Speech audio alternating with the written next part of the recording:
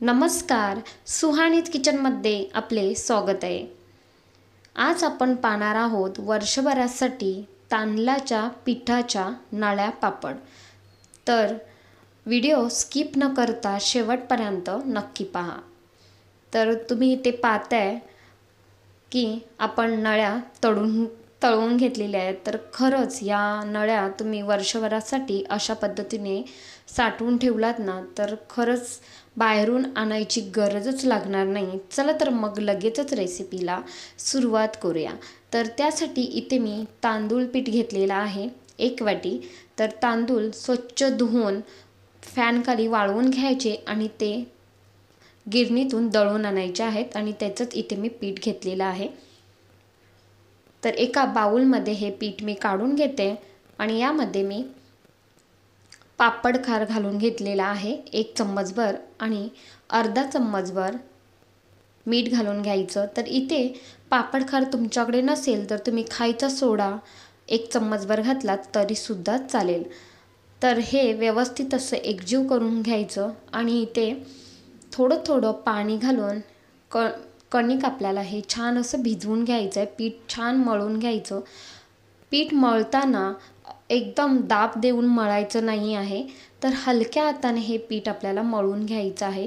तेव्हाच आपल्या ज्या नळ्या आहेत त्या छान अशा खुसखुशीत तयार होतात। तर कणिक इथे मी मळून घेतले आणि कणिक मळताना एक टीप म्हणजे घट्टसर मळायचं नाही आहे, थोडं सैलसरच इथे मी कणिक मळून घेतलेलं आहे। आणि आपल्याला या कणकेचे 2 भाग करून घ्यायचे आहेत। अशा पद्धतीने इथे मी 2 भाग करून घेतलेत। तर भाग केलेत ते सुद्धा तुम्हाला पुढे समजेलच। तर यामध्ये मी फूड कलर घालणार आहे। 2 रंगाचे मी नळ्या बनवणार आहे। तर एकामध्ये नारिंगी रंग घालून घेते म्हणजे केशरी रंग घालून घेते आणि दुसऱ्या पिठामध्ये पिवळा रंग घालून घेणार आहे, येलो रंग घालून घेते। तर तुम्ही तुमच्याकडे जो घरी कोणताही रंग असेल तो तुम्ही घातलात तरी सुद्धा चालेल। हिरवा रंग, लाल रंग कोणताही घाला तुम्ही, खूप छान होतात या नळ्या। तर थोडासाच रंग आपल्याला घालून घ्यायचा आहे आणि हे कणिक व्यवस्थित असं हे एकजीव करून घ्यायचं। जर रंग कमी पडत असेल पिठामध्ये तर थोडासा तुम्ही वाढवलात तरी सुद्धा चालेल। तर इथे छान असं एक कणिक मळून घेतलंय, एक गोळा मळून घेतलेला आहे आणि दुसरा सुद्धा असा मळून घेतलाय। तर इथे पाहताय कणिक आपलं सैलसर आहे, अजिबात घट्ट करायचं नाही आहे। तर घट्ट केलात ना तर आपल्या नळ्या अजिबात खुसखुशीत होत नाही। तर आता व्यवस्थित असे या कणकेचे गोळे तयार करून घ्यायचे। तर इथे मी 4 गोळे तयार करून घेतलेले आहेत आणि गॅसवरती एका भांड्यामध्ये पाणी गरम करायला ठेवले आणि त्यावरती चाळण ठेवले आणि चाळणीवरती हे कणकेचे गोळे आपल्याला वाफवून घ्यायचे आहेत।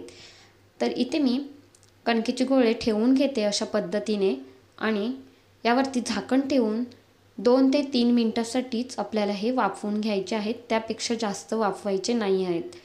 तर 2 ते 3 मिनिटानंतर इथे पाहताय खूप छान अशी आपल्या कणकेला चकाकी आलेली आहे। अजिबात तेलाचा वापर मी केलेला नाही आहे। आता हे काढून घेतलेत आणि गरम असतानाच आपल्याला हे कणकेचे गोळे मळून घ्यायचे आहेत।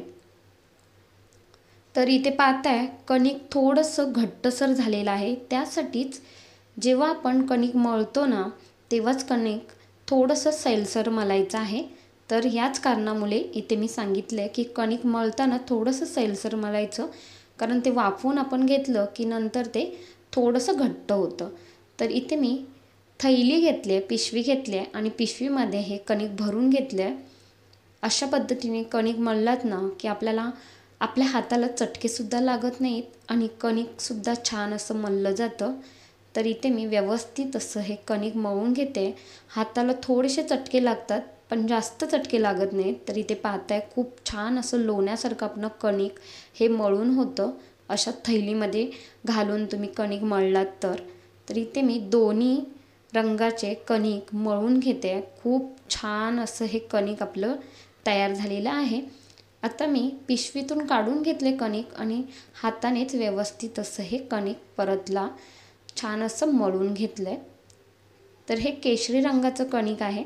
तर हे मळल्यानंतर याचे लिंबा एवढे गोळे तयार करून घ्यायचे आहेत. अशा पद्धतीने गोळे तयार करून घ्यायचे. चॅनलवर नवीन असाल तर चॅनलला सबस्क्राईब करा आणि बेल आयकॉनवरती क्लिक करा, म्हणजे माझे नवनवीन व्हिडिओ तुम्हाला पाहता येतील. तर इथे मी सर्व कणकेचे गोळे तयार करून घेतलेत आणि हे कणकेचे गोळे एका भांड्यामध्ये झाकून ठेवायचे, म्हणजे ते कोरडे होणार नाहीत. तर एका साईडला पोलपाटाला इथे मी तेल लावून घेतलं आहे. तेल किंवा तुम्ही पाणी लावून घेतलात तरीसुद्धा चालेल. तर इथे मी तेल लावून घेतलं आहे आणि एक कणकेचा गोळा घेतला आहे आणि व्यवस्थित आपल्याला हा कणकेचा गोळा लाटून घ्यायचा आहे. तर इथे पाहताय तुम्ही, अजिबात आपल्या पोलपाटाला कणकेचा गोळा चिटकत नाही आहे. तर जास्त जाडही नाही आणि जास्त पातळही आपल्याला लाटून घ्यायचं नाही आहे. तर इथे मी लाटून घेतल्यानंतर ज्या बाजूच्या कडा आहेत त्या अशा पद्धतीने इथे मी कट करून घेते, म्हणजे आपल्या ज्या नळ्या आहेत त्या व्यवस्थित अशा आपल्या तयार होतील. तर इथे मी कापून घेतल्यात बाजूच्या कडा आणि मधून अशा पद्धतीने कापून घ्यायचं. खरंच ही साधी आणि सोपी ट्रिक आहे. तर माझ्या पद्धतीने तुम्ही नक्की करून पहा. खरंच नळ्या खूप छान होतात आणि लहान मुलेसुद्धा ह्या नळ्या आवडीने खातात. तर अशा पद्धतीने पट्ट्या तयार करून घ्यायच्या. आणि इथे मी पेन घेतलेला आहे. पेनाच्या ऐवजी तुम्ही पेन्सिल जरी घेतलात ना तरीसुद्धा चालेल. आणि एक पट्टी घ्यायची आणि त्यावरती पेन ठेवायचा आणि व्यवस्थित अशी पट्टी दोन्ही बाजूच्या एकामेकावरती चिटकवून घ्यायच्या आणि व्यवस्थित असा हा रोल तयार करून घ्यायचा. अगदी सहज बाहेर निघतो पेन अशा पद्धतीने, अजिबात चिटकत नाही पेन.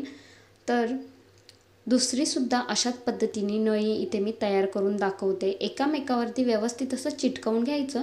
अगदी हलक्या हाताने ह्या तयार करून घ्यायच्या आणि पटकन असा हा पेन बाहेर ओढायचा. अगदी सहज ह्या नळ्या आपण घरात 10 ते 15 मिनटामध्ये तयार करू शकतो. आणि मदत करायला कोणी असेल घरी तर पटकन आपल्या ह्या नळ्या तयार होतात. तर या दुसऱ्या रंगाच्या सुद्धा अशाच पद्धतीने नळ्या मी तयार करून घेते. इथे पाहताय, कोणताही साचा किंवा मशीन आपण न वापरता घरच्या घरी अगदी साध्या आणि सोप्या पद्धतीने तांदळाच्या पिठाच्या नळ्या इथे मी तयार करून दाखवलेल्या आहेत. तर इथे मी पिवळ्या रंगाच्या नळ्या तुम्हाला इथे दाखवते. मस्त अशा तयार झालेल्या आहेत. खरंच कोणाला वाटणार सुद्धा नाही की आपण ह्या घरच्या घरी तयार केलेल्या आहेत नळ्या. एवढ्या दिसायला खूप सुंदर दिसत आहेत. तर इथे केशरी रंगाच्या सुद्धा नळ्या मी तयार करून घेतल्यात. अगदी पटापट तयार होतात. एकदा का तुम्ही पट्टी तयार करून घेतलात ना तर त्याचा रोल पटकन असा तयार होतो.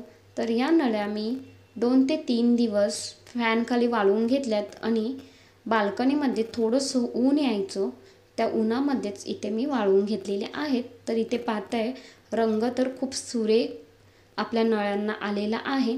खरंच खूप छान दिसत आहेत ह्या नळ्या. तर एकदा माझ्या पद्धतीने तुम्ही या नळ्या घरच्या घरी बनवून पहा सर्वांना, आणि घरचे सुद्धा या नळ्या पाहून खुश होतील. खरंच खूप छान होतात या नळ्या. तर आपल्याला यातल्या काही नळ्या तळून घ्यायच्या आहेत. तर त्यासाठी गॅसवरती कढई गरम करायला ठेवले. तेलसुद्धा छान गरम झालेलं आहे आणि गॅसचा फ्लेम मीडियम ठेवलेला आहे आणि मीडियम फ्लेमवरतीच आपल्याला नळ्या छान अशा तळून घ्यायच्या आहेत. तर इथे मी थोड्याशा नळ्या तेलामध्ये सोडून घेतल्यात आणि छान अशा फुललेल्या आहेत नळ्या. इथे पाहताय, खूप मस्त अशा फुललेल्या आहेत. चौपट फुलतात या नळ्या. तर अशा पद्धतीने तुम्ही नळ्या एकदा नक्की करून पहा. लहान मुलेसुद्धा खुश होतील आणि घरचेसुद्धा खुश होतील.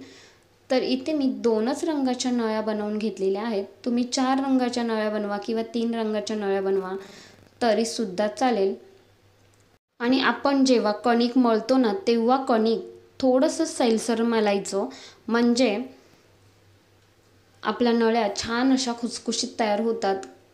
कारण जेव्हा आपण कणिक घट्टसर मळू ना तेव्हा आपल्याला कणिक मळताना सुद्धा त्रास होतो आणि आपल्या ज्या नळ्या आहेत त्या खुसखुशीत होत नाहीत.